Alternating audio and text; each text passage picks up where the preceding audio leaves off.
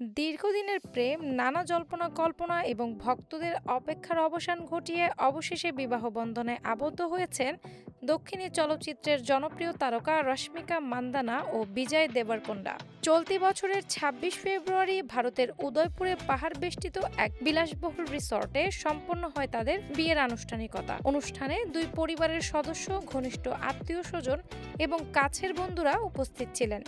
সম্পর্ক নিয়ে বরাবরই খুব একটা প্রকাশ্যে কথা বলতে দেখা যায়নি এই তারকা জুটিকে।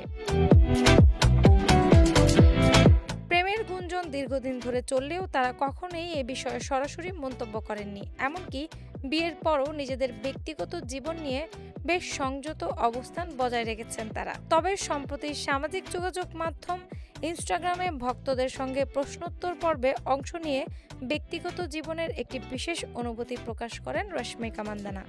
সেখানে এক ভক্ত তাকে প্রশ্ন করেন, জীবনের সবচেয়ে আনন্দের কাজ কি?